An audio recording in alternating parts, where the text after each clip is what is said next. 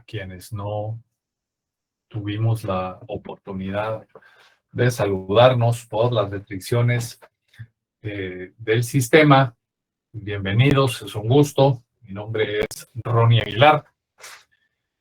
He calculado más o menos el tiempo en que me ha llevado a aceptarlos a ustedes en la sesión y sigo haciéndolo. Ya tenemos a 214 personas. Y más o menos nos está llevando como 10 minutos. La clase, entiendo yo, empieza a las 7 de la noche. Para que nos vayamos o que para que aprovechemos mejor el tiempo, deberíamos de iniciarla lo más tarde a las 7:05. Hay una metodología que tenemos que usar. Primero, para que entendamos, algunos de ustedes no pudieron ingresar en la sesión pasada porque me había dado la universidad cuenta como profesor que está limitada y solo nos acepta 100 miembros en esta sesión. Sin embargo, pues yo he adquirido este nuevo dominio con esta cuenta que nos permitirá tener hasta 500 personas. Entiendo, somos 200 y pico. Así es que con esta nueva plataforma nosotros no vamos a tener inconvenientes. Bien, entonces lo primero que necesito es robarles 2 minutos de su tiempo para que David Martínez, que es el auxiliar nombrado, se comunique. ¿Estás aquí adentro, David? ¿Ya?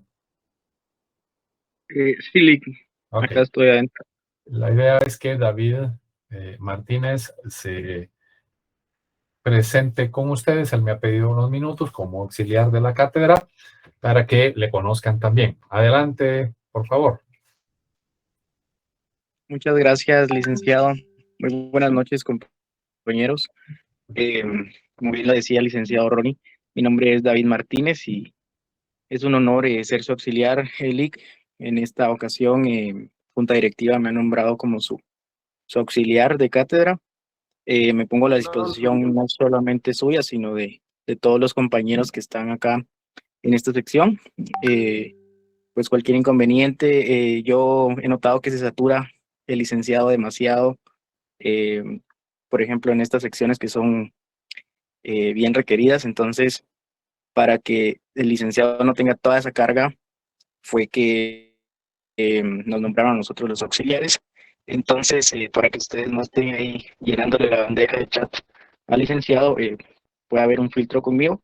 Ya después me comunico con él y le damos solución a cualquier duda o inconveniente que pueda surgir en el curso. Entonces, nada más eso, licenciado, mucho gusto y ahí estamos a la orden. Muchas gracias, David. Así es, gracias por el apoyo que nos va a brindar en estas sesiones. Entonces, lo primero que quiero conversar con ustedes es pues nuestra metodología para el uso de nuestras plataformas tecnológicas. Ya les había iniciado diciendo, es un gusto saludarlos a mis alumnos, a los que ya son mis alumnos que me están saludando aquí. Ya reconocí bastantes nombres que los he tenido en otras ocasiones. Entonces, bien, algunos que ya me conocen ya saben cuál es la metodología para el uso de estas plataformas, pero se las voy a decir para aquellos que no hemos tenido la oportunidad de conocernos. La idea es que, como mencionaba, tengo esta cuenta que ha sido adquirida por mi persona para tenerlos a todos en esta sesión. Lo primero que vamos a hacer es que yo les voy a enviar una invitación a su correo electrónico para que acepten una cita en el calendario de su cuenta de Gmail que es la cuenta que ustedes han registrado en el formulario que está en el tablón de Classroom. Y la idea es que con esos datos registrados yo pueda hacer el grupo de Facebook, el grupo de WhatsApp y hacer el envío de la cita en el calendario de su cuenta de correo electrónico, de manera que eso nos permita o les permita a ustedes tener el ingreso a estas sesiones sin ningún inconveniente, sin que los tenga que aceptar y, por supuesto, sin generar interrupción en el hilo de la clase. Yo, ustedes ya lo he mencionado, ya me conocen, no le pongo atención a su asistencia, no le pongo atención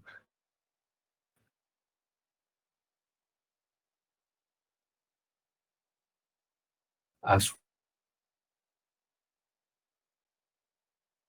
como futuros profesionales, como estudiantes universitarios, y en todo caso, aquellos que por algún compromiso laboral, por alguna emergencia familiar o por alguna situación que se les presente no puedan estar en la sesión, en el grupo de Facebook vamos a colgar los videos para que ustedes los puedan ver sin que mermen, digamos, el uso de sus datos en el teléfono o en el Internet, para que sea así más sencillo. Estos son grupos, como mencioné, que van a ser creados por mí y que solo van a estar o solo van a ser integrados por las personas que eh, están registradas. Esto me va a servir a mí, todo esto, para tener control de que la información va dirigida a las personas adecuadas. Uno, y dos, para poder tener nuestras sesiones sin interrupción. Ustedes no lo escuchan, no lo ven, pero de este lado, del lado de mi cuenta, cada solicitud de acceso hace un ruido y evidentemente me tapa la pantalla. Entonces, al estarlo haciendo, me genera un inconveniente. Esto, por supuesto, se puede evitar simple y sencillamente con la aceptación de esas de las invitaciones o de los en las agendas que yo les voy a enviar. Eso, pues, obviamente evitamos ese problema. Cualquier duda que ustedes tengan, cualquier inconveniente, por favor, me pueden escribir al WhatsApp, sobre todo si es un tema muy personal, que lo hagamos directamente a mi persona y no en el grupo. Ya conversaré sobre las reglas de grupo. Entonces me escriben, yo no recibo llamadas ni de WhatsApp ni de el teléfono, por razones de índole profesional, por cuestiones de tiempo y por cuestiones de seguridad de ambos. Prefiero que sean a través de un chat que yo voy a resguardar para que no haya inconveniente alguno y ustedes puedan estar seguros de que las comunicaciones son seguras con mi persona y de que no hay nada en mi escondido. Las comunicaciones se van a estar ahí hasta 6 meses después de que terminemos la cátedra. En todo caso, por supuesto, la invitación es a que cualquier inconveniente, cualquier duda se aboquen y yo trataré de responderle antes de cumplir el máximo. Lo máximo me ha tardado 48 horas, que a veces depende de mis ocupaciones, poderles contestar. Pero en todo caso, si yo lo puedo hacer más rápido, lo haré. Siéntanse en todo caso en esa tranquilidad de poder escribirme sin ningún inconveniente. En el grupo WhatsApp, por favor, evitemos lo principal es el envío de mensajes ofensivos o que ofendan a las personas o a la dignidad de las personas, sean hombres, mujeres o de cualquier otra índole que pueda lastimar o vulnerar a cualquiera de sus compañeros. Que lo utilicemos de acuerdo a las reglas que les he impuesto, con un horario en específico, mandando información específicamente del grupo o cuestionando asuntos generales del curso. Si tienen una duda individual, lo correcto es que se aboquen a algunos de ustedes lo han hecho de forma directa. Dicho esto, de los usos y de la metodología, pues la idea es que con esas dudas y con esa retroalimentación que yo voy obteniendo de ustedes, vamos a ir construyendo las opciones o los lineamientos de nuestras sesiones. Es decir, aquellas cosas en donde nos sentimos más débiles, pues les vamos a profundizar, y aquellas en donde vamos más estamos más laxos, pues ya no tendremos ningún problema. ¿Alguna duda respecto a lo que he mencionado?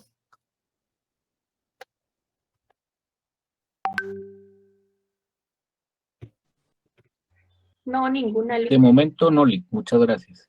Muy bien. Muchas gracias. Espero que se diga. Sí, en esta solo estaba probando el tema de la transcripción. Alguien preguntó ahí, Marcos Andrés Higueros, que solo se está transcribiendo y no grabando. Es correcto. Tal y como lo acaba de hacer nuestro compañero, lo ideal es que cuando tengamos una duda levantemos la mano. Alguien levantó la mano, pero ya no vi quién fue.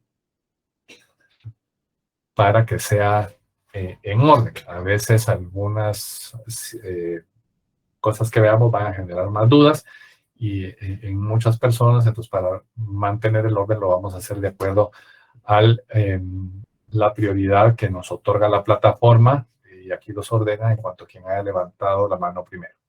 Bien, entonces yo les voy a estar enviando, como la licencia está recién comprada, creo que hay 15 días después de la compra en donde todavía no me deja hacer todas las invitaciones. Afortunadamente ya podemos estar todos.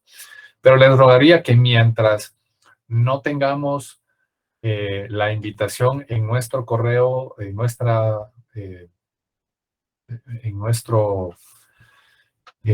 calendario de Google, entonces lo hagamos o tratemos de estar presentes desde muy temprano para no interrumpir la sesión. ¿Alguien tiene alguna duda de cómo aceptar la sesión en el calendario?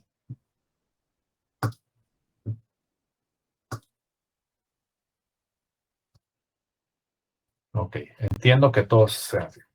Les ruego, por favor, que lo hagan porque la idea es que esa eh, aceptación en el calendario nos permita ingresar, acceder a las sesiones sin generar interrupción. Si adelante, Lilian, por favor. Licenciado, buenas noches. Buenas ¿Usted me noches. podría explicar cómo aceptar la clase? Es que yo sí no sé. Gracias. Ok, claro que sí, Lilian. En el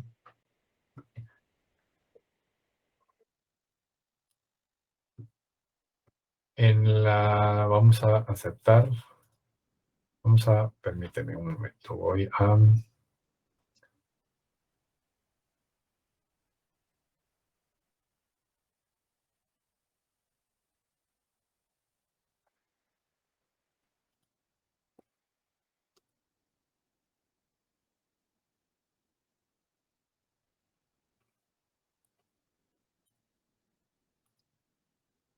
a compartir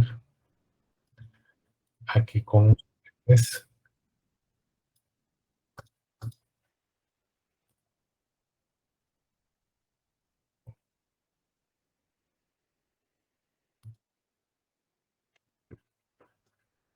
Cuando ustedes entran a su navegador en Google, van a encontrar que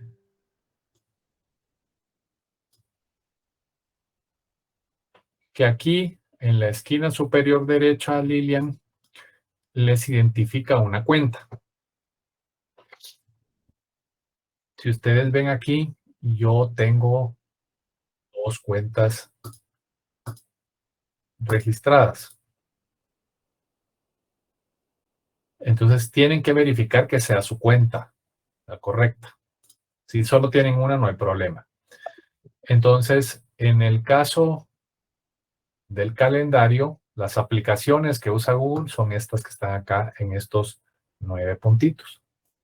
Y aquí vas a encontrar tus configuraciones de la cuenta, el correo electrónico, el Drive, la ofimática, está Meet y aquí está el calendario. Cuando ingresas al calendario, te aparece pues obviamente un calendario, tu agenda, y en ellas vas a encontrar que se te invitó a esta sesión que dice clase magistral, y entonces tú le das clic y las aceptas. Es aceptar a todas, y con ello se va a quedar aceptado aquí. La forma de identificar si las has aceptado o no es que cuando no han sido aceptadas aparecen solo con una línea perimetral, solo con una línea alrededor. Cuando ya les diste clic y las aceptaste, que tiene que ser aquí, entonces ya te van a aparecer rellenas. Entonces, en este caso, es la forma más sencilla. Adicionalmente, te va a aparecer un correo electrónico en el que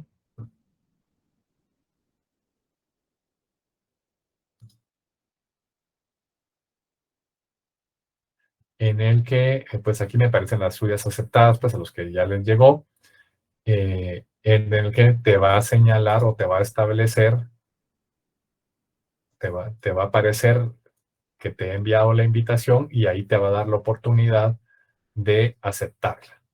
Esas son las 2 fórmulas para aceptar la cita en el calendario, Lilian, con la idea de que eso te permite, pues se vincula toda la ofimática, entonces te permite ingresar sin estar generando la solicitud. Entras y sales las veces que quieras, si se te cae el internet, puedes volver a entrar, etcétera, etcétera. De todos modos, Lilian, Muchas gracias, licenciado.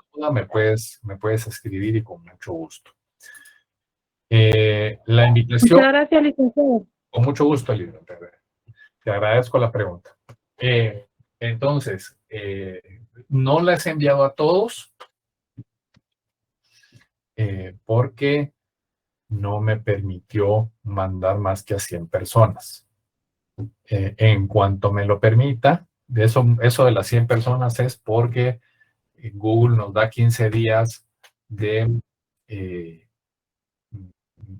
gracia en la licencia. O sea, nos da de gratis 15 días, entonces ahí está restringida. Entonces debe esperar a que terminen esos 15 días para poder enviar las demás. Pero cuando ya las tengamos, pues ya haremos todo este mecanismo, que por favor les pediré a ustedes que me ayuden. Yo les estaré insistiendo en su momento. Es importante que tengamos y sigamos estas reglas, que cuando llenemos los datos que les pido, los llenemos con el cuidado necesario. Cuando todo es electrónico, no hay posibilidades de hacerlos de forma subjetiva.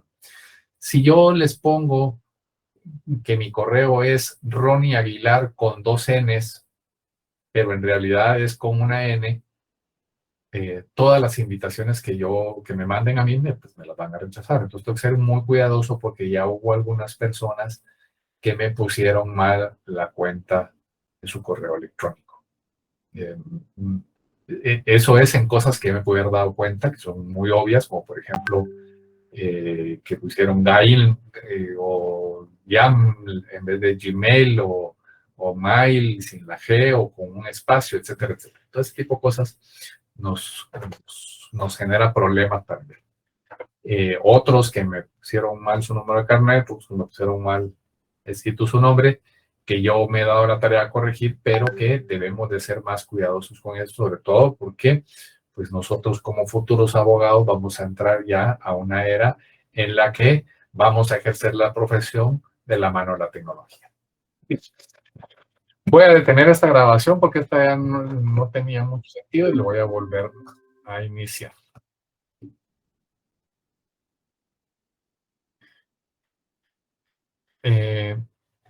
Vamos a ver, ¿cómo se sienten ustedes con su derecho procesal penal 1? La ¿Qué? verdad, ¿Sí? puedo opinar mal. O sea, las clases que recibí en Derecho Procesal 1 fueron la mitad de quejas de que no le funcionaba el internet, porque a diferencia de usted, el catedrático que nos dio anteriormente no se preocupó. Entonces, Ok. la verdad, yo me siento mal, triste y decepcionada del primer curso, pero no sé lo que... Buenas noches, Rick. Concuerdo con Dulce. La verdad, estuvimos en la misma sección y sí fue una experiencia bastante decepcionante. Quisiera tener una palabra más fuerte, pero no la tengo, la verdad, es pésimo. La mitad de la clase era que se le entrecortaba y la otra mitad era no los escucho jóvenes, no los escucho jóvenes, no sé qué dice. Y así fue toda la clase. Entonces, lamentable. Sí, licenciado. Nosotros Yo comparto también. la opinión de los compañeros, porque déjeme contarle que el licenciado que nos dio la clase, pues tenía un cargo importante en el gobierno, relator de algo decía, y eso le impedía asistir a clases y siempre era excusas y decía no se preocupen, excusas y en realidad pocas clases, licenciado. Sí, licenciado, fíjese que así como yo también, mi licenciado que me dio Derecho Procesal, solo lo vi una vez y fue la última clase que al final lo conocimos y realmente nunca estuvo en todo el semestre.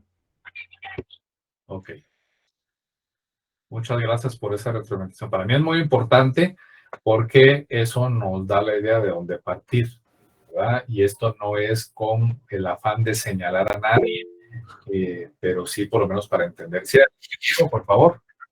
Link, fíjese que yo comparto, a pesar de que estuvimos en distintas clases o secciones, tenemos ese común denominador, porque yo al licenciado que nos dio clase nunca le vi el rostro y a veces decía, tal persona lea, por favor, y de pronto no podía hacerlo y decía, bueno, vamos a esperar a que la persona lea, y ahí mataba el tiempo. Y si alguien le decía, perdón, Eli, estoy en camino, entonces no se le iba el nombre. ¿En cuánto tiempo llega a su casa? En 10 minutos. Y si estaba entre el lapso del tiempo, decía, a ver, fulano de tal, después de 10 minutos, lea por favor el artículo. Y mataba el tiempo. Bueno, que lo lamento de verdad, porque creo que sí es importante que nosotros, pues, como estudiantes de la facultad, obtengamos los conocimientos básicos necesarios para enfrentarnos a este mundo tan competitivo, sobre todo nosotros los abogados que hoy por hoy ya hacemos más de 30,000 colegas. Me imagino que cuando ustedes estén, pues serán más. Yo les invito a que primero nos colaboremos mutuamente para poder sanar ese problema y que ustedes al final del curso puedan tener los conocimientos necesarios para entender y enriquecer su bagaje como abogados en este tema. Mi compromiso es hacerlo. Lo que les rogaría entonces es que tratemos de utilizar bastante bien, eficiente el tiempo de nuestras sesiones con la idea de poder pues atender esa necesidad. Esa necesidad que, como les digo, pues resulta vital, además de preocupante, pues por lo que ustedes han señalado. Yo, pues obviamente no voy a señalar, no voy a hacer ningún pronunciamiento, pero sí quería recibir de ustedes esa, como les decía, esa noción para poder irnos guiando. Pues vamos a tratar entonces no de iniciar, entiendo que ustedes la clase anterior la terminan a las 7 de la noche y esta empieza a las 7 de la noche, sin mucho tiempo de holgura. Normalmente yo dejaba unos 10 minutos, pero si ustedes me lo permiten y hacemos el esfuerzo todos, trataremos de iniciar a las 7:05, porque puede hacer que ahorita te doy la palabra, para que pueda hacer que nuestras sesiones duren un poquito más de las 8, lo que a mí no mucho me gusta, porque no quiero interrumpir ni sus actividades familiares ni sociales. Entonces, tratar de hacerlo lo más apegado al horario. Sí, adelante, María Fernanda, por favor. Buenas noches, licenciado. No sé si me escucha. Sí, sí te escucho. Y compañeros.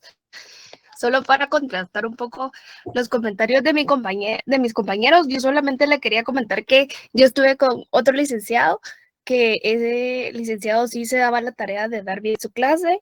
Más o menos empezaba a las 7:05, y sí daba clase hasta las 8:30, 8:40 veces. Pero él sí se dedicó bastante con nosotros. Creo que yo estaba,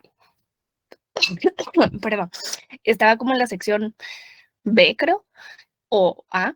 Y sí, la verdad es que él nos preparó bastante bien. Todo su curso estuvo muy, muy bueno. Qué bueno. Esa es una buena noticia y lamentamos que haya un diferenciador tan importante entre unas y otras secciones. Sin embargo, te pediremos a ti, María Fernanda, y a los compañeros que han estado en estas secciones bien nutridos de conocimiento, que nos acuerpen, que nos apoyen en esta proeza que es tratar de equiparar el conocimiento con los otros compañeros de otras secciones. Sí, Nelson, adelante.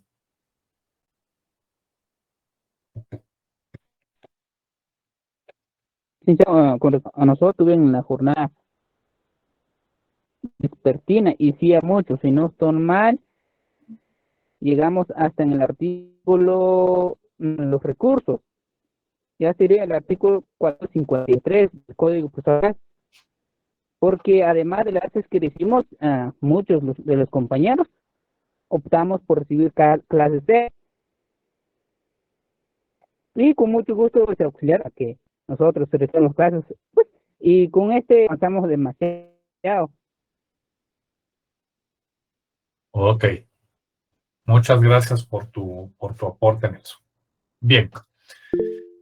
¿Alguien más? Sí, adelante, Mirna, Dulce. Yo por mi parte solo quisiera preguntarle si podría recomendarme algún libro con el que yo crea que puedo aprender, porque por lo menos por mi parte, yo con una leída y guía ya me voy, yo sí me conozco. Pero con este licenciado sí no tuvimos esa oportunidad de que nos dijera, aunque sea una guía doctrinaria para seguir nosotros y guiarnos. Entonces, si pudiera recomendarnos algo, por mi parte, yo creo que con mi grupo de estudio podríamos complementarnos en eso, pero no sé. Ok, vamos a procurar tener algún texto de referencia que nos sirva para eso. Sí, adelante, Leonel. Profesor, buenas noches. Buenas noches, Leonel. ¿Me escucha? Sí, disculpe. Sí, te escucho. Fíjese que yo estaba viendo el contenido de lo que es el programa de estudio de Derecho Procesal 1, y realmente muchas veces uno interpreta mal la situación tal vez del que está dando la cátedra. Pero lo que pasa es que viene bastante, yo creo que así lo ponen, me imagino yo desde la facultad, viene bastante, no es muy extenso, sino que es bastante escueto. Lo único que donde van los títulos, pues ahí se desarrollan diferentes actividades, ¿verdad? De las que nosotros tenemos que ir estudiando. Pero yo sí lo vi y sí lo vi bastante, como bastante flojito el programa de estudio. No era cuestión de los licenciados muchas veces, sino que venía bastante, si usted lo ha visto, ese viene bastante como pequeño, no trae mucho contenido. No es muy Correcto. extenso. De hecho, obviamente, yo sí lo comparo con lo que me correspondió estudiar a mí,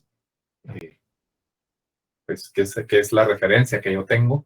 Ya fue hace muchos años, por lo que podrán notar en la pantalla. Pues obviamente hay una diferencia abismal, ¿no? Y a veces esa es la referencia que uno tiene.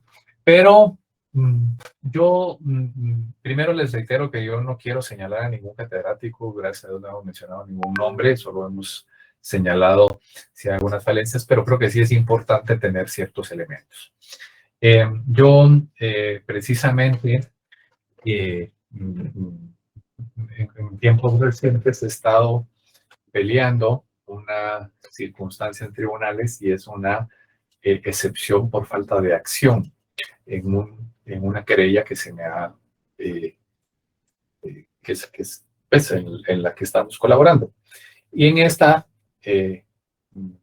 digamos, hay elementos doctrinarios importantes que si no las tenemos de base, cuando hacemos esa lucha, cuando hacemos esa práctica profesional, pues no la llegamos a comprender. Por eso es importante partir de esos elementos básicos que a veces esa parte que está sencilla es la que que a veces se nos queda, pero yo creo que tampoco genera ningún inconveniente si vamos haciendo un repaso de ideas y de conceptos para dejarlos bien sustentados y así homogeneizamos los criterios que tenemos en nuestra sección. Y aquí, como todo proceso, yo creo que es importante entender, entiendo ustedes por el año y el semestre en que estarán llevando ya derecho procesal civil, ¿verdad? Correcto. Sí, así es. Sí, licenciado, es Licenciado, empezamos con procesal civil. Ok, entonces eso sí nos da un concepto ya, se ya tiene el concepto claro que es un proceso, ¿no? Entonces, en el caso del proceso penal, y aquí es donde van a ir empezando a ver pues las diferencias entre una cosa y la otra. ¿Qué hace que inicie un proceso penal? ¿Cuál es el germen de un proceso penal? ¿Alguien tiene la noción de por dónde empezó? La denuncia. Una denuncia, una querella. Los actos introductorios. Levantemos la mano. La violación de un derecho. Exactamente. Aunque no es exactamente la violación de un derecho, porque eso ya es una declaración, que no vi quién lo dijo. Dulce. Cometer un delito. Sí, pero no es exactamente la comisión de un delito, porque no podemos estar seguros de que hay una comisión delictiva. Lo que hay es un hecho, no flagrante, porque es flagrante es porque sí, ahí lo está mal, pero es un hecho que tiene un hecho jurídico que se reviste de una apariencia delictiva. ¿Ah? Eso es lo que provoca el nacimiento del proceso penal. ¿Por qué digo que solo reviste la apariencia? Porque no necesariamente tiene que haber delito, porque no necesariamente yo tengo que estar seguro de que hay un delito. Que lo va a decidir es el juez mediante el análisis que se haga de los elementos de prueba que se puedan sustanciar de las investigaciones, y en ese momento podremos determinar que existe o no existe un delito. Entonces, con la simple sospecha o con el simple acaecimiento de un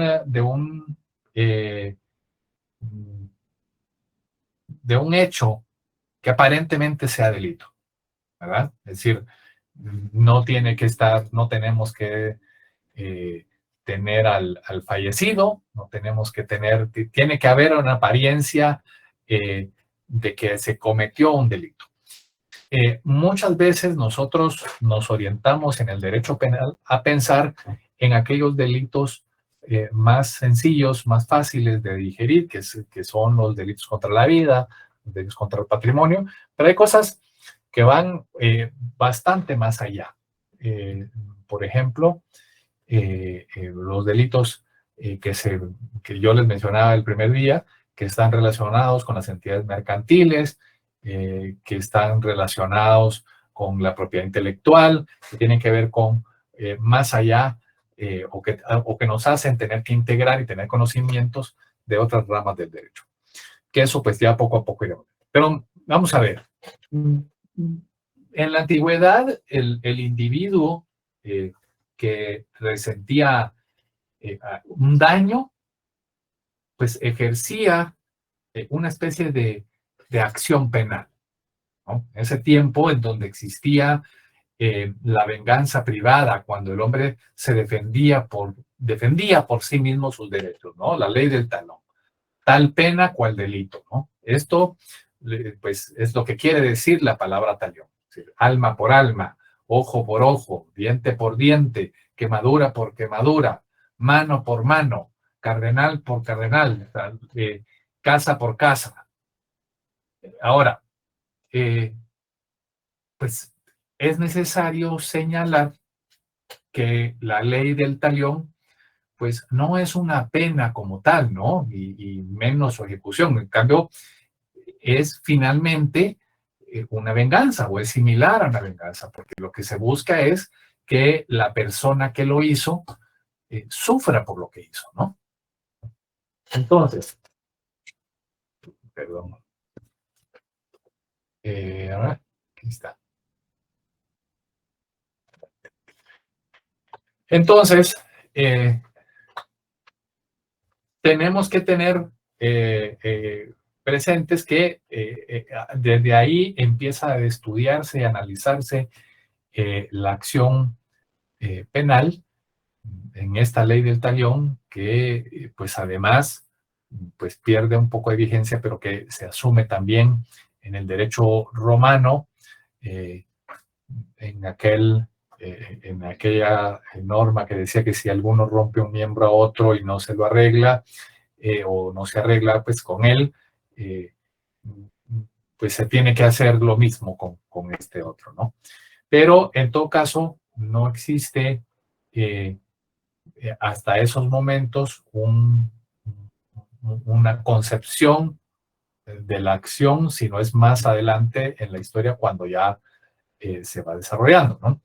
Ya cuando se adentra en el estudio del derecho penal, pues empezamos a entender que la comisión de un delito o falta, pues no le otorga a ningún sujeto jurídico particular un derecho subjetivo al castigo del delincuente, ¿no?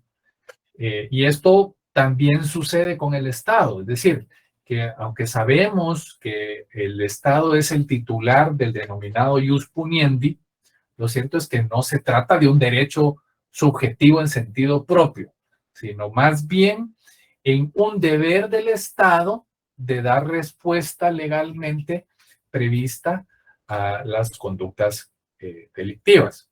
La acción penal concentra en definitiva los derechos que el Estado reconoce a los sujetos que pretendan hacer valer ante los tribunales penales ese denominado interés público en la persecución penal.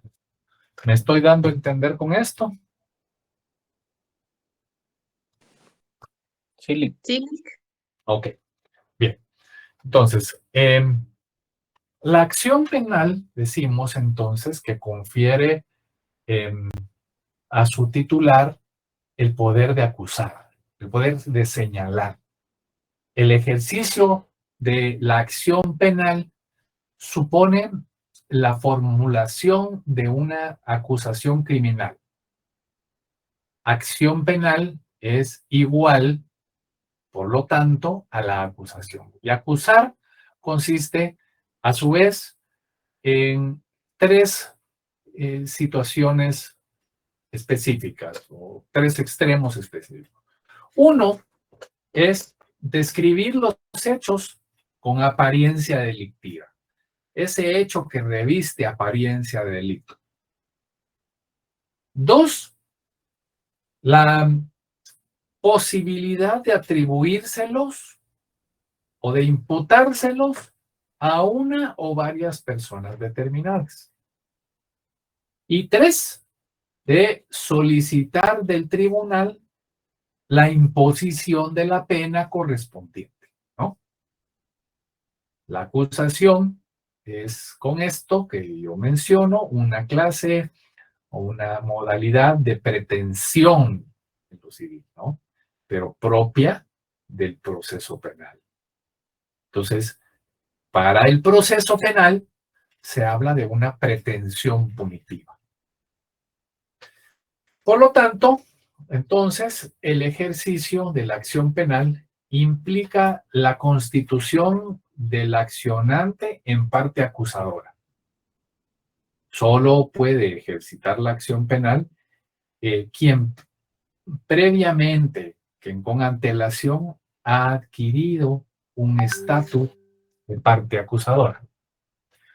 Y bueno, además, pues debemos recordar que el momento propio para el ejercicio de la acusación será el momento del juicio oral, con independencia, por supuesto, de que con anterioridad los sujetos interesados en la persecución penal ya se hayan apersonado como parte en el proceso y hayan manifestado expresamente la voluntad de ejercer en él la acusación cuando llegue ese momento oportuno.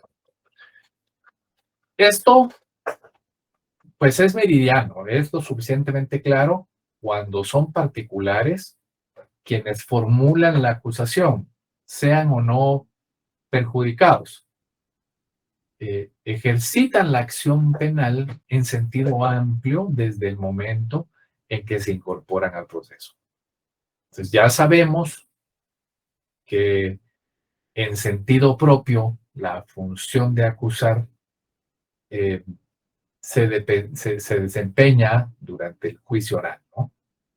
Es cierto, por lo tanto, que durante la fase de instrucción o la fase de investigación aún no se acusa en sentido propio, a pesar de que es lo que vemos en los medios o es lo que estamos acostumbrados, pero no hay una acusación en sentido propio. Pero eso, por supuesto, no impide que pueda hablarse de ejercicio de la acción penal durante esa fase.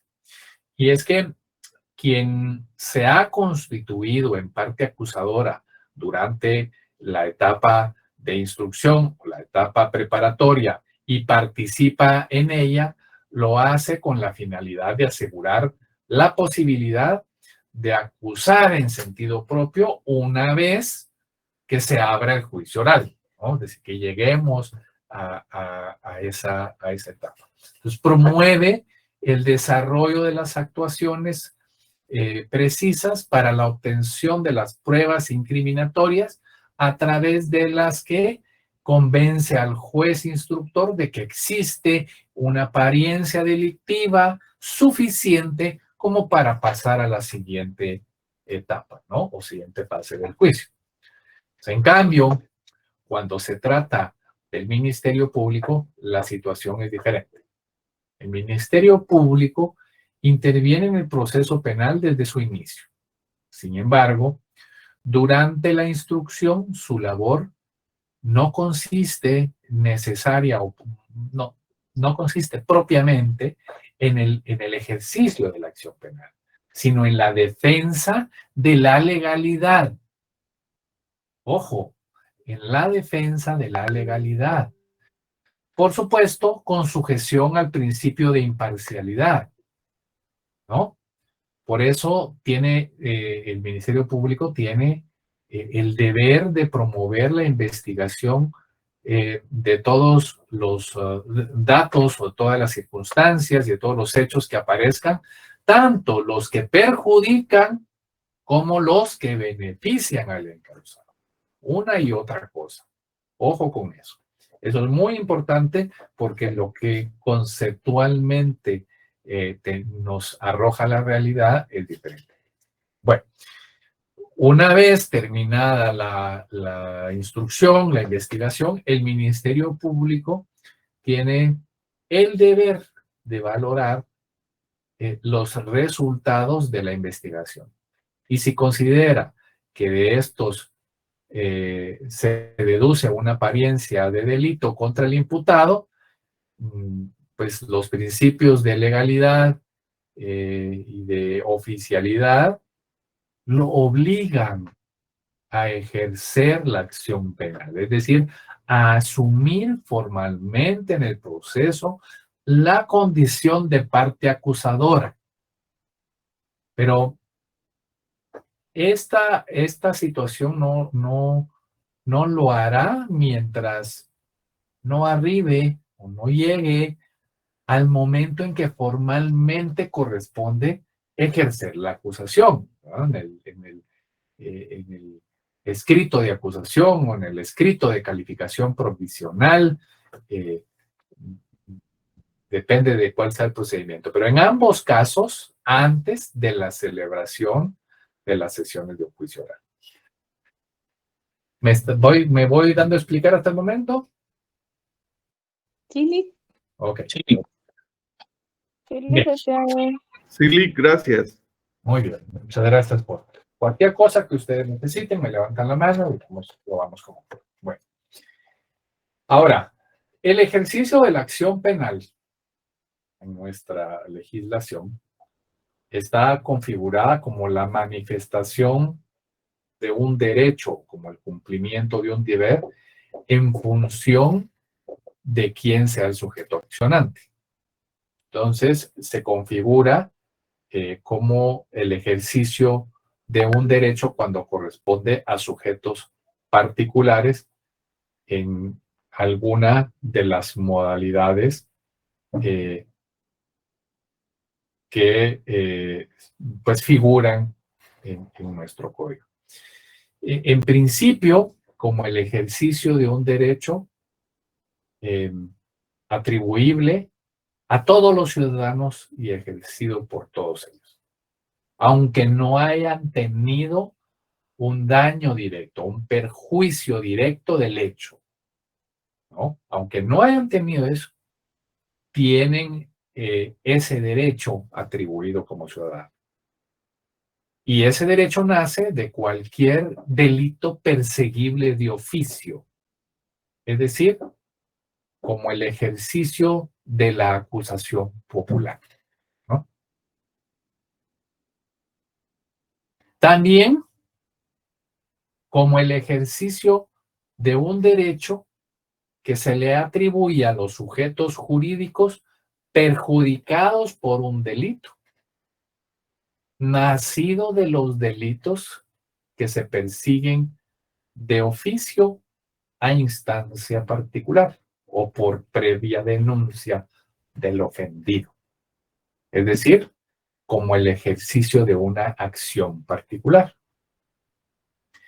Y la tercera fórmula en que se puede ejercer la acción penal es como un derecho atribuible con carácter exclusivo a las personas o los sujetos perjudicados en los casos de delitos perseguibles solo a instancia de parte, como ejercicio, por lo tanto, de una acusación privada. Esas tres fórmulas están consagradas en la distinción que el artículo,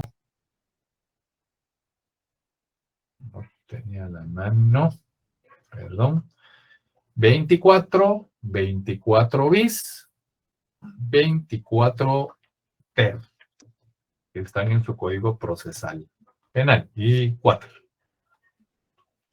Esos artículos son los que plantean estas tres distinciones para hacer o para ejercer la acción penal. Como ustedes, algunos de ustedes ya las conocen, solo o lo que vemos ahí es una clasificación que el código hace respecto a cuáles delitos se configuran como perseguibles de oficio, cuáles lo son perseguibles de oficio a instancia particular y cuáles son perseguibles solo a instancia privada, ¿no? O sea, que es lo que se conoce doctrinariamente como la acción popular, que son los de oficio, cualquiera puede denunciar, la acción particular, las que se persigue solo con los que han sido, o se persiguen de oficio cuando han sido denunciados por aquellos que están legitimados para hacerlo, y los de acusación privada, que son aquellos en los que tenemos obviamente una persecución privada. Entonces, con eso pues, se configura el cumplimiento de un deber cuando el que la ejercita ese Ministerio Público ante la presencia de hechos pues, que revisten esa apariencia de ser delitos públicos o semipúblicos en el caso de los de instancia de parte. En todo caso, el ejercicio de la acción penal constituye pues siempre la manifestación de un poder jurídico. Pues la idea de poder jurídico es un elemento común al ejercicio de un derecho y al cumplimiento, por supuesto, de un deber. Quien ejercita la acción penal lo hace porque puede, es decir, porque el ordenamiento lo reconoce o le reconoce el poder, lo reconoce como el sujeto que puede, o le reconoce el poder para hacerlo. Cosa distinta es que el ejercicio de ese poder no dependa de la simple voluntad del titular de la acción penal. Veamos. El vehículo, el instrumento típico por el que se ejercita inicialmente la acción penal es la querella. Ya veremos un poquito más adelante estos años. Con detenimiento, porque esto sí tenemos, independientemente de nuestra nivelación o no, tenemos que aprender a construir una querella, ¿no? Y es a través de esta querella que se manifiesta al órgano judicial la voluntad de ser parte acusadora en un proceso penal. Existen, entonces, no obstante, otros cauces, ¿no? Sí, el perjudicado puede convertirse en parte acusadora si acepta el denominado ofrecimiento de acciones o que ha de hacer el instructor al tomar la carga. Pero en cualquier caso, a lo largo del proceso penal, son precisos los actos de confirmación de la acción penal, a través de los cuales se ejercita en sentido propio la acusación penal. Se trata de pues, los escritos de acusación para el procedimiento abreviado, la calificación provisional, el proceso común, en los cuales las partes acusadoras fijan con claridad sus peticiones al tribunal antes de que comiencen las sesiones del juicio oral. Si la querella sirve para adquirir formalmente el estatus de parte acusadora, pues entonces los escritos de calificación provisional y acusación pues son el instrumento para el ejercicio puro y duro de la acusación, ¿no? Esta acción penal, como lo mencionaba hace unos momentos, antes de iniciar esta serie de ideas respecto a de cómo vamos a iniciar el proceso penal, tiene que cumplir con ciertos requisitos. Esos requisitos son atacables. La acción penal, a diferencia de la acción civil, no le otorga a sus titulares el derecho de obtener una sentencia favorable.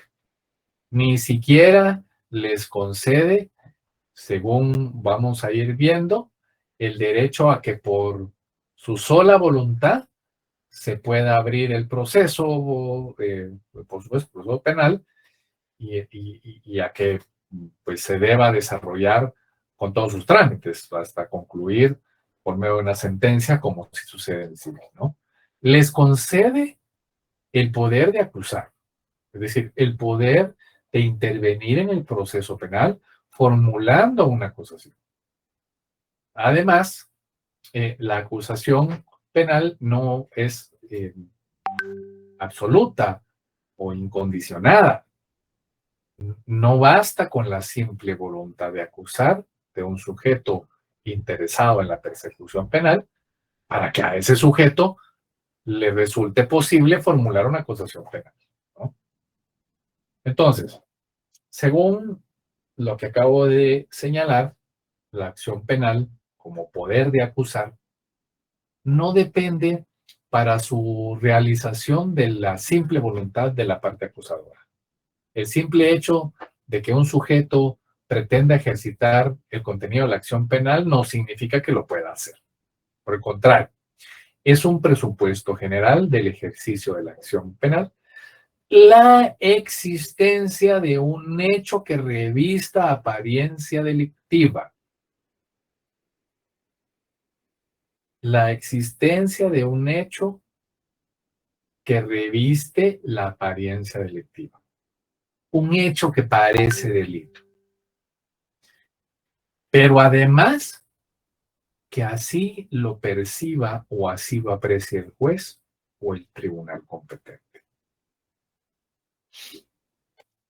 Pueden haber actos inmorales que nosotros consideremos tan malos, pero que no se constituyen delito. Y esa apariencia delictiva que yo pueda recibir puede hacer que no lo aprecie el juez o el tribunal competente. Si no se logra concatenar una y la otra, nos hace falta ese presupuesto. Y es que, vamos a ver, el ejercicio de la acción penal solo tiene sentido en el marco de un proceso penal ya iniciado. Y el comienzo de un proceso penal depende de que el juez, el instructor o investigador tenga la noticia de la comisión de ese hecho que reviste apariencia de delito.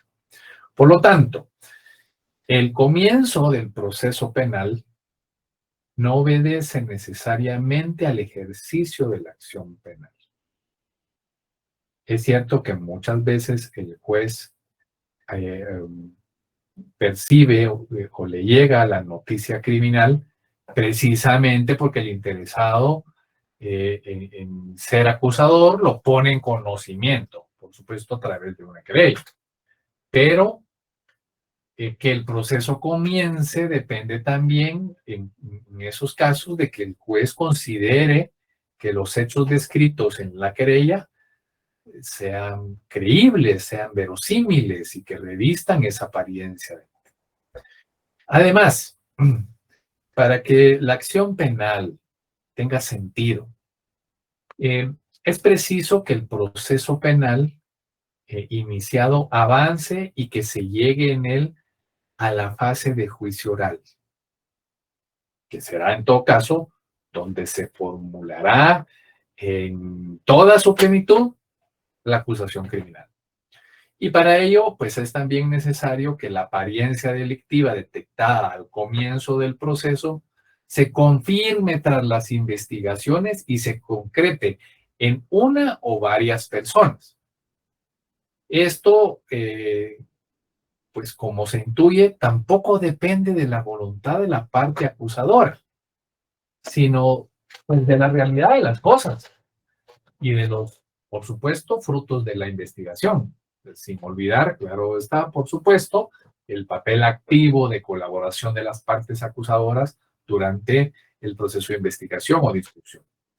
Por mucho que los acusadores insistan en ello, no se puede abrir un juicio oral si el juez no considera que hay razones suficientes para eso. Además de ese presupuesto general de existencia y de subsistencia de una apariencia delictiva, también son presupuestos especiales de la acción, aquellos que establece el código sobre el poder de acusar de determinados sujetos para determinados delitos.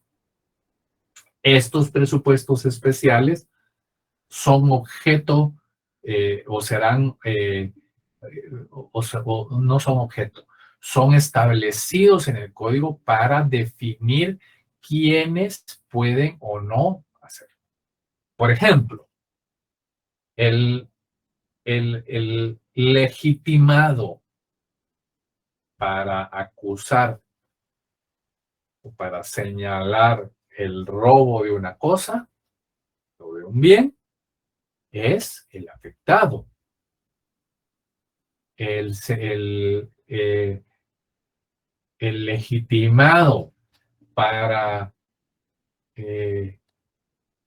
señalar o acusar el fraude fiscal será la Superintendencia de Administración Tributaria.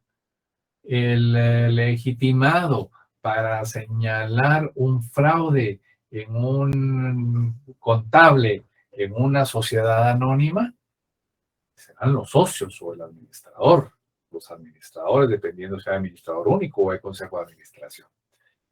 Eso, ya lo veremos en el código, es el segundo requisito de la acción. ¿Quién lo puede hacer? No todos los delitos pueden ser acusados o señalados por todos.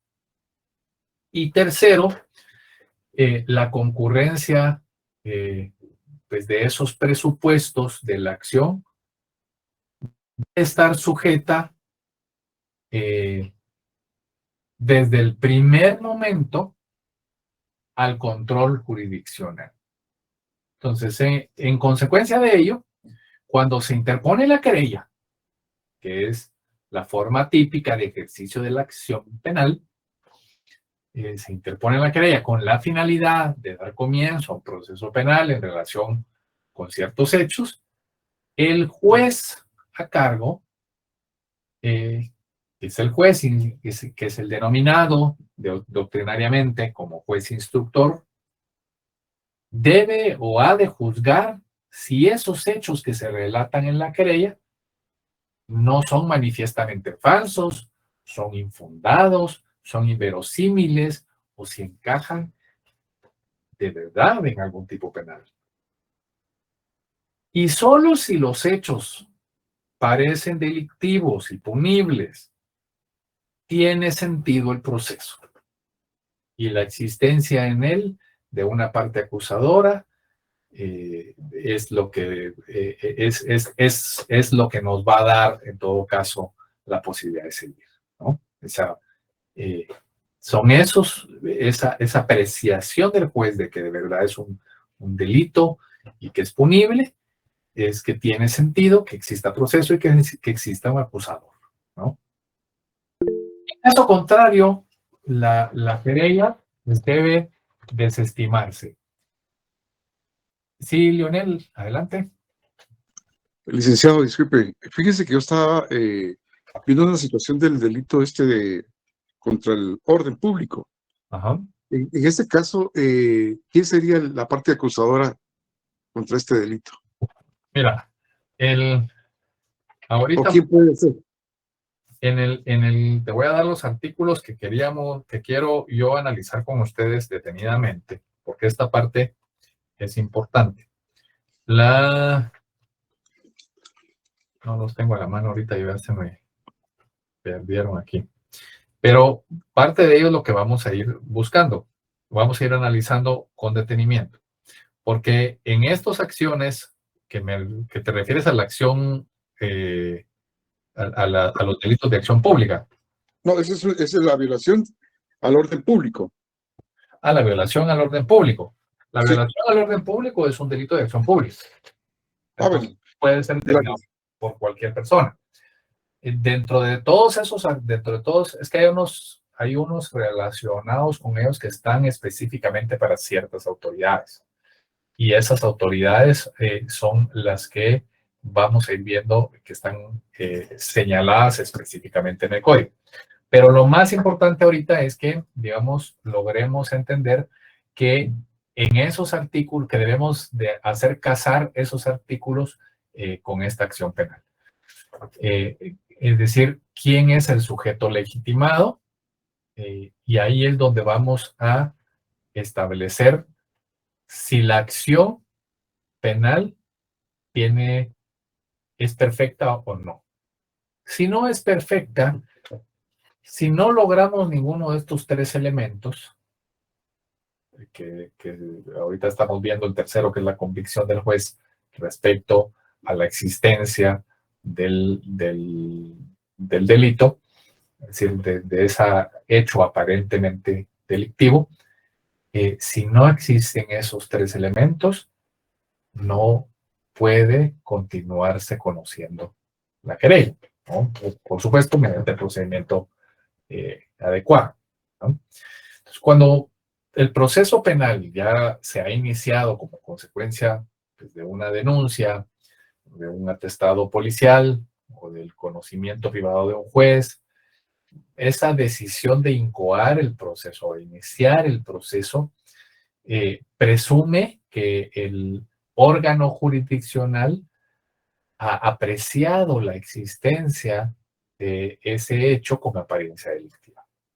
Si se presenta una querella diferente a las otras formas de iniciar, que es la denuncia, el atestado o el conocimiento de oficio, pues entonces el juez pues ya no tendrá que volver a analizar si el hecho reviste o no la apariencia delictiva, pues el juez ya lo hizo antes, ¿no? O sea, tendrá por parte del querellante, cuando el hecho al que se refiere la querella sea ese que ha motivado la apertura del proceso y siempre que no concurra alguna circunstancia especial que lo impida, tener al querellante con la condición de acusador. El presupuesto de la acción penal entonces consiste en la apariencia delictiva. Sigue siendo sometido al control del juez a lo largo de toda la fase de instrucción. Entonces, es posible que después de practicadas diligencias de investigación, el juez llegue a la conclusión de que no concurren los presupuestos para la acción penal, ¿no? O sea, se ha desvanecido por los medios de investigación la apariencia delictiva del hecho que se presenta como fundamento de esa acción penal. O bien se revela que quien ejerció la acción penal estaba incurso en alguna causa de denegación de legitimación para ejercitarla, alguna circunstancia especial, ¿no? Cumpliendo esos tres elementos, es que pueden hacer y dar vida a la acción penal. Y es algo que tenemos que tener muy claro. Y ustedes dirán, ¿por qué nos estamos refiriendo a la querella y no a la denuncia? Porque la denuncia no necesariamente tiene que tener esos elementos, ¿no? O sea, ya veremos más adelante que el funcionamiento para que llegue, pues se puede desestimar la denuncia en sede fiscal, haciéndole ver que esos elementos son inexistentes y que pues, obviamente el Ministerio Público no llegue a someterlo al juez. Y puede ser, pues, en todo caso, después de hacer las investigaciones, someterlo al juez para decirle que desestima el caso y eso pues se convierte en una desestimación en judicial. Pero esos tres elementos son los que eventualmente hacen nacer y hacen persistir y hacen legitimar la acción penal. En la siguiente sesión vamos a continuar con esto que nos mencionaba Leonel, que son los hechos, son los términos legales relacionados con la legitimación especial para cada uno de esos delitos. ¿Tienen alguna duda respecto a lo que yo haya dicho? ¿Me di a entender en la explicación que di? Sí, licenciado. Muchas gracias, Leonel. Excelente su explicación, licenciado. Muchas gracias. Muchas gracias. Bien, entonces, sí, Valverde y Gisela, sí voy a compartir el video. Me voy a dedicar este fin de semana a corroborar el ingreso. Hay unas solicitudes pendientes en el grupo de Facebook para subir este video. Y ya lo puedan ver. Sí, Mirna, Dulce, María. Dulce, Sí, no se preocupe, yo sé que se le olvida que es Dulce porque aparece primero Mirna, pero bueno. Fíjense que estamos consultando ahí con algunos compañeros si usted nos va a brindar lo que es un material escrito. O sea, para consultar, leer. Hay algunos textos. Miren,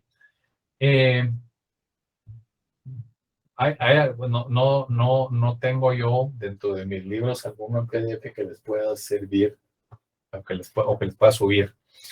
Voy a buscar con mucho gusto alguno de doctrina para que lo tengan. Y hay algunos textos en el mercado nacional con el que están basados en nuestra legislación, que son lo suficientemente buenos como para ir entendiendo el panorama que yo les puedo recomendar. Voy a buscar cuál es el más adecuado o cuáles son los más adecuados para que ustedes los busquen y los vayan pues dándole lectura a la par de ir entendiendo los conceptos. Con mucho gusto yo se los busco. Gracias, Lick. Ya, no se me olvidó que ya me lo habías pedido. Ya lo vi en el chat, pero por eso no te contesté porque lo tengo pendiente. Perdón, Nineta, adelante. Buenas noches, licenciado. Perdone, es que yo estaba notando que usted estaba diciendo que estábamos hablando de la querella y la denuncia. Entonces mencionaba algo de la denuncia que decía, no necesariamente tiene que tener, pero ya no lo terminó y yo me quedé con la duda de qué es lo que no tiene que tener la denuncia.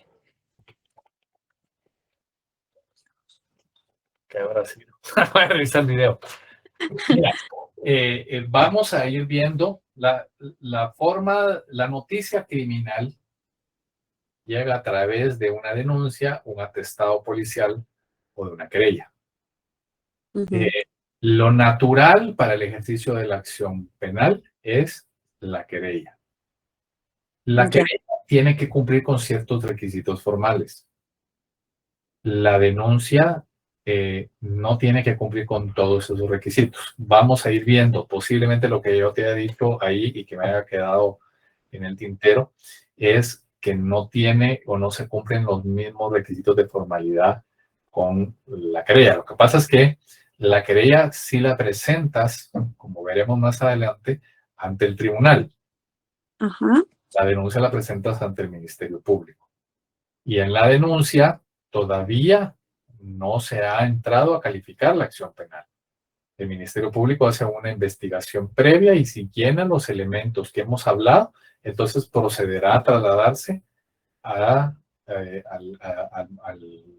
juez. Y ahí ya se empatará con el proceso de la querella. Muy bien. Gracias, licenciado. Adelante, Leonel. Profesor, eso fue referente a cuando usted dijo de que era el poder de, no tienen el poder de poder acusar de la existencia de un delito que parezca derecho delictivo, ¿no? Que parezca de un hecho que tenga apariencia delictiva. Delictivo. Ajá.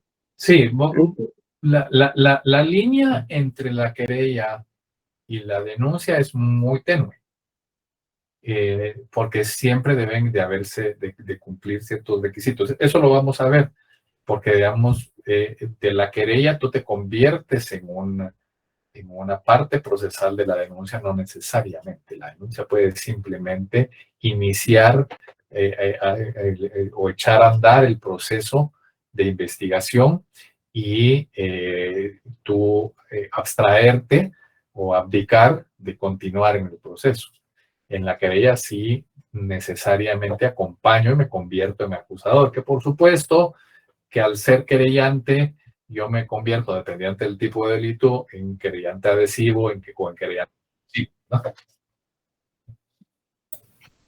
Licenciado, muy buenas noches. Buenas noches, René. Disculpe, yo recuerdo un par de conceptos y tal vez usted me corrige. Una denuncia, como usted bien lo dijo, se interpone en el MP a título personal de una persona particular, y la querella se interpone en un tribunal, pero es auxiliado por un abogado. ¿Es correcto eso? Sí. La querella necesariamente requiere de auxilio profesional, porque ya estás en sede judicial. En la denuncia no es necesario que lleve auxilio profesional. De hecho, hoy por hoy se puede hacer hasta en internet, ¿no? Te metes y presentas la denuncia de forma personal sin necesidad de defensa técnica o de auxilio profesional. Muchas gracias, Lick, muy amable. Con mucho gusto, René, a tus órdenes. ¿Alguna otra duda?